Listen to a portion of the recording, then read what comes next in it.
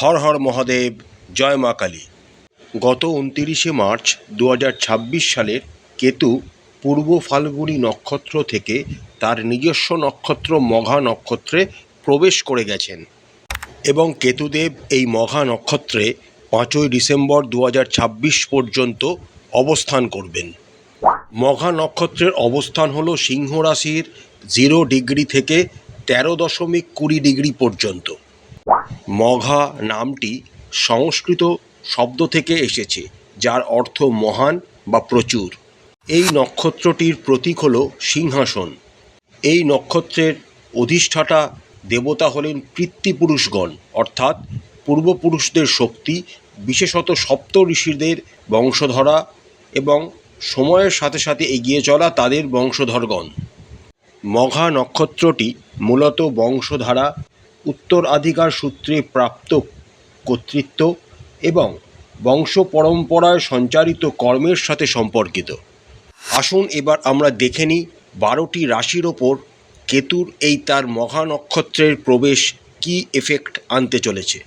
প্রথমেই দেখে নেওয়া যাক মেষ রাশির জাতক জাতিকাদের সাপেক্ষে কেতুর এই গোচর আপনাদের জীবনে কী এফেক্ট আনতে চলেছে। মেষ রাশির জন্য কেতু বর্তমানে পঞ্চম ঘরে অবস্থান করবেন এবং পঞ্চম ঘর সম্পর্কিত যে বিষয়গুলি, যেমন সন্তান, প্রেম, সৃজনশীলতা এবং জল্পনা কল্পনা সম্পর্কিত কর্মফলমূলক শিক্ষা নিয়ে তাদের জীবনে কিন্তু আসবে। এই সময় আপনারা প্রেমের জীবনে নাটকীয়তা, ঝুঁকিপূর্ণ বিনিয়োগ বা কর্মক্ষমতার মাধ্যমে নিজেকে প্রমাণ করার প্রয়োজন থেকে নিজেকে বিচ্ছিন্ন অনুভব করতে পারেন। জ্যোতিষশাস্ত্র, মন্ত্র, পবিত্র গ্রন্থ বা কোনো গভীরতর উদ্দেশ্য অধ্যয়নের জন্য একটি চমৎকার সময় হতে চলেছে। বৃষ রাশির জাতক জাতিকাদের সাপেক্ষে কেতুর গোচর বর্তমানে চতুর্থ ভাবের ওপর দিয়ে হতে চলেছে, যা আপনাদের জীবনে কিন্তু কোনো না কোনো ক্ষেত্রে, বিশেষ করে পারিবারিক ক্ষেত্রে, মানসিক টেনশন আপনাদের জীবনে কিন্তু আনবে। বাড়ি, সম্পত্তি, স্থান পরিবর্তন বা পারিবারিক সম্পর্কের দিকে মনোযোগের প্রয়োজন হবে এই সময়টিতে। পূর্বপুরুষদের পুরনো কোনো অভ্যাস, সেটা খারাপ হতে পারে বা ভালো হতে পারে, আবার নতুন করে মাথা চাড়া দিয়ে উঠতে পারে, বিশেষ করে মাতৃসূত্রে বা অমীমাংসিত মানসিক স্মৃতির মাধ্যমে। তাই এই সময়টিকে আপনাদের সচেতনভাবে মোকাবিলা করতে হবে এবং আপনারা যদি সঠিকভাবে এই সময়টিকে মোকাবিলা করতে পারেন, তাহলে এটি একটি শক্তিশালী নিরাময় চক্রে আপনাদের জীবনে অবশ্যই নিয়ে আসবে। মিথুন রাশির জাতক জাতিকাদের সাপেক্ষে বর্তমানে কেতু আপনাদের তৃতীয়ভাবে অবস্থান করছেন। তৃতীয় ভাব হল সাহস, যোগাযোগ, কমিউনিকেশনের জায়গা। তৃতীয়ভাবে অবস্থিত কেতু আপনাদের সাহসকে অনেকাংশে বৃদ্ধি করবে, কিন্তু আপনাদের কমিউনিকেশন বা যোগাযোগের মাধ্যমটিকে একটু আনকনভেনশনাল করে তুলতে পারে। এই সময় আপনারা আপনাদের কাজের নতুন রূপ বা নতুনভাবে কিছু শুরু করতে পারেন। আপনাদের বার্তা মানুষের জীবনে পরিবর্তন বা পরিবর্তিত করতে পারে, অথবা লেখালেখি, শিক্ষকতা বা আধ্যাত্মিক ভ্রমণের দিকেও আপনাদের জীবন কিন্তু এই সময় চালিত হতে পারে।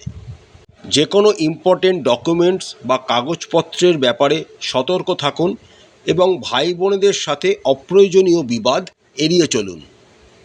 কর্কট রাশির জাতক জাতিকাদের সাপেক্ষে বর্তমানে কেতু আপনাদের দ্বিতীয়ভাবে অবস্থান করছেন এবং দ্বিতীয়ভাবে অবস্থিত কেতু আপনাদের পারিবারিক সম্পদ, কথাবার্তা, খাদ্যাভ্যাস এবং মূল্যবোধকে সক্রিয় করে তুলবে।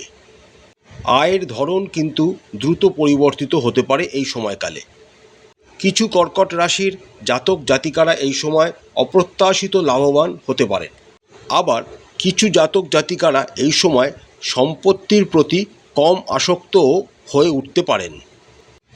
দ্বিতীয়ভাবে কেতুর এই অবস্থান আপনাদের জীবনের গভীরতর শিক্ষা দেবে যে শুধু অর্থ সঞ্চয় নয়, বরং আভ্যন্তরীণ নিরাপত্তাই হলো অ্যাকচুয়াল আধ্যাত্মিক উন্নতি। সিংহ রাশির জাতক জাতিকাদের সাপেক্ষে কেতু আপনাদের রাশিতেই বর্তমানে অবস্থান করছেন। কেতুর এই মঘা নক্ষত্রে প্রবেশ সবচেয়ে বেশি কিন্তু আপনারাই অনুভব করবেন, কারণ আপনাদের রাশি হলো আপনাদের আত্মা, শরীর, ভাবমূর্তি এবং জীবনের দিক নির্দেশনার ঘর। সেখানে যখনই কেতু প্রভাব বিস্তার করতে শুরু করবেন, সবচেয়ে বেশি এফেক্ট আপনাদের রাশিই কিন্তু হবে। কেতুর এই অবস্থান আপনাদের জীবনে একটি বড় ধরনের কর্মফলগত পুনর্গঠন নিয়ে আসবে। এই সময়কালে আপনারা আপনাদের চেহারা, নেতৃত্ব, কথা বলার ধরন বা সাফল্যের সংজ্ঞা পরিবর্তন করে ফেলবেন অনেকটাই। অহংবোধের শুদ্ধিকরণ এই সময় অনিবার্য, তবে এর সাথে বিকাশও ঘটবে আপনাদের জীবনে।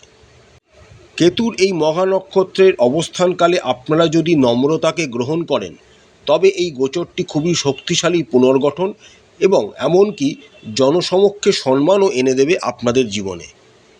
কন্যা রাশির জাতক জাতিকাদের সাপেক্ষে বর্তমানে কেতু আপনাদের দ্বাদশভাবে অবস্থান করছেন।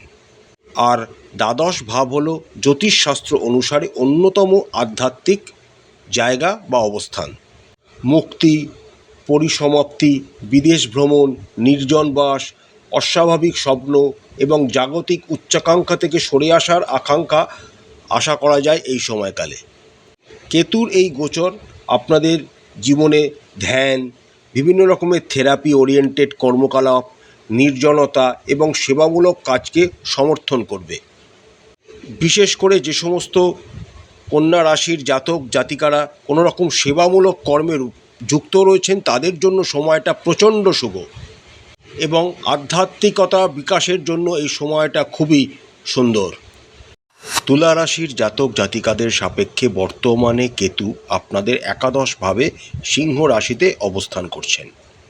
মঘা নক্ষত্রে কেতু অবস্থানকালে তিনি আপনাদের বন্ধুত্ব, যোগাযোগ, সামাজিক প্রভাব ও দীর্ঘমেয়াদী লক্ষ্যগুলোকে পুনর্গঠন করবেন। একসময় অপরিহার্য বলে মনে হওয়া পরিমণ্ডলগুলি থেকে এই সময় আপনারা বেরিয়ে আসতে পারেন। একই সাথে অপ্রত্যাশিত লাভও হতে পারে, বিশেষ করে অস্বাভাবিক কোনো রকম পার্টনারশিপ বা জোটবন্ধ বা কর্মফলজনিত সুযোগের মাধ্যমে। প্রচারের চেয়ে গুণমানকে প্রাধান্য দিন, এতে আপনাদের উন্নতি ঘটবে। বৃশ্চিক রাশির জাতক জাতিকাদের সাপেক্ষে কেতু আপনাদের দশমভাবে অবস্থান করছেন। কেতুর এই দশমভাবে মঘা নক্ষত্রের অবস্থানের জন্য আপনাদের কর্মজীবনকে কিন্তু তিনি একটি অন্য পথে চালিত করবেন এবং আপনাদের কর্ম পরিবর্তনের অন্যতম প্রধান মঞ্চে আগামী 9 মাস কিন্তু হতে চলেছে। জনসমক্ষে আপনাদের ভাবমূর্তি, ভূমিকা, কর্তৃত্ব এবং স্বীকৃতি হঠাৎ পরিবর্তিত হতে পারে। এর ফলে আপনাদের জীবনে পদোন্নতি, জীবনের মোড় পরিবর্তন বা পেশাগত পথে আকস্মিক পরিবর্তন আসার প্রবল সম্ভাবনা দেখা যাচ্ছে। এই মুহূর্তে আপনাদের উচিত হবে বলপ্রয়োগের পরিবর্তে নীরবে, নৈতিকভাবে এবং গভীরতার সাথে নেতৃত্ব দেওয়াই আপনাদের জন্য সবচেয়ে ভালো। ধনু রাশির জাতক জাতিকাদের সাপেক্ষে বর্তমানে কেতু আপনাদের নবম ভাব অর্থাৎ ভাগ্যভাবে গোচর করছেন। কেতুর এই মঘা নক্ষত্রের নবমভাবে অবস্থানকালে আপনাদের জীবনে বিশ্বাস, উচ্চশিক্ষা, পরামর্শদাতা এবং দূরপাল্লার যাত্রাকে তিনি প্রভাবিত করবেন। এই সময়কালে আপনারা পুরনো কোনো দর্শন নিয়ে প্রশ্ন তুলতে পারেন অথবা কোনো শিক্ষক বা পিতৃতুল্য ব্যক্তি বা প্রাতিষ্ঠানিক পদ থেকে নিজেদেরকে বিচ্ছিন্ন করে রাখতে পারেন বা রাখতে চাইতে পারেন। তবুও কেতুর এই ভাগ্যভাবে গোচর আপনাদের প্রাচীন জ্ঞান, বংশধারার কাজ, তীর্থযাত্রা এবং আধ্যাত্মিক অধ্যয়নের সাথে একটি গভীর সংযোগ এই সময় জাগিয়ে তুলবে আপনাদের মনে, যাতে আপনাদের মনে শান্তি আসবে। কেতু বর্তমানে আপনাদের অষ্টমভাবে অবস্থান করছেন, যা সবচেয়ে বেশি রূপান্তরকারী অবস্থানগুলির মধ্যে একটি। এই সময়কালে আপনাদের লুকোনো কোনো ভয়, অন্তরঙ্গতার সমস্যা, উত্তরাধিকার, কর, যৌথ সম্পত্তি এবং মনস্তাত্ত্বিক ধরনগুলি প্রকাশ পেতে পারে। এই সময়টিকে আপনাদের খুবই তীব্র মনে হতে পারে, তবে এটি একটি গভীর নিরাময়, গবেষণা, গুপ্তবিদ্যা শিক্ষা এবং একটি সত্যিকারের আভ্যন্তরীণ পুনর্জন্মকে আপনাদের মধ্যে জাগিয়ে তুলতে পারে, যা আপনাদের মনে এক অন্য চিন্তনকে নিয়ে আসবে। কুম্ভ রাশির জাতক জাতিকাদের সাপেক্ষে কেতু বর্তমানে আপনাদের সপ্তমভাবে অবস্থান করছেন। সপ্তম ঘরে অবস্থান করে কেতু আপনাদের বিবাহ, ব্যবসায়িক অংশীদারিত্ব এবং ব্যক্তিগত সম্পর্কিত কর্মফল সংক্রান্ত পরিবর্তন নিয়ে আসবেন। সম্পর্কগুলো এই সময় একটু দূরত্বপূর্ণ, অস্বাভাবিক বা আধ্যাত্মিকভাবে তাৎপর্যপূর্ণ হয়ে উঠতে পারে। যদি কোনো রকম বন্ধন কেবল সুবিধা বা অহংকারের উপর ভিত্তি করে গড়ে ওঠে, তবে তা দুর্বল হয়ে যেতে পারে। আর যদি তা সত্যের উপর ভিত্তি করে থাকে, তবে অনাসক্তি এবং পরিপক্কতার মাধ্যমে তা আরও গভীর হওয়ার সম্ভাবনা দেখা যাচ্ছে। মীন রাশির জাতক জাতিকাদের সাপেক্ষে বর্তমানে কেতু আপনাদের ষষ্ঠভাবে অবস্থান করছেন।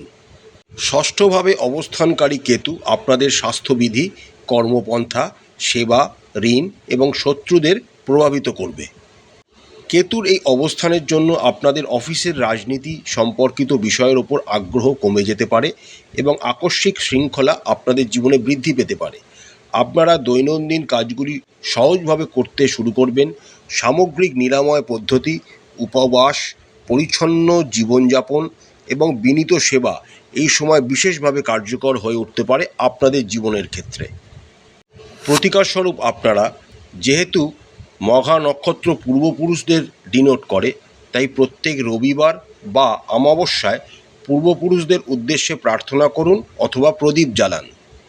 প্রয়াত পরিবারের বয়োজ্যেষ্ঠদের নামে খাদ্য, বস্ত্র বা অর্থ দান করুন। বয়স্ক ব্যক্তি, শিক্ষক বা পরিবারের তত্ত্বাবধায়কদের পরিষেবা দিন। বেদনাদায়ক অভ্যাসগুলো নিরাময়ের সময়ও পিতামাতা ও বংশ পরম্পরার প্রতি কৃতজ্ঞতা বজায় রাখুন। সামাজিক মর্যাদা প্রদর্শনের চেয়ে ধ্যান, মন্ত্র এবং বিনয়ের চর্চা করুন। এই প্রতিকারগুলি যদি আপনারা করতে পারেন, তাহলে কেতুর মঘা নক্ষত্রে অবস্থানের কালে আপনাদের জীবনে খুব ভালো ফল অবশ্যই আসবে। আশা করছি আজকের জ্যোতিষের পর্বটি আপনাদের খুব ভালো লেগেছে। মা কালী আপনাদের মঙ্গল করুন, আপনাদের সমস্ত মনের ইচ্ছা ও মনস্কামনা মা কালী পূরণ করুন। আমাদের চ্যানেলের কন্টেন্ট যদি আপনাদের ভালো লাগে, তাহলে অবশ্যই চ্যানেলটিকে লাইক করবেন, শেয়ার করবেন, সাবস্ক্রাইব করে আমাদের চ্যানেলটির পাশে থাকবেন। হর হর মহাদেব, জয় মা কালী, নমস্কার।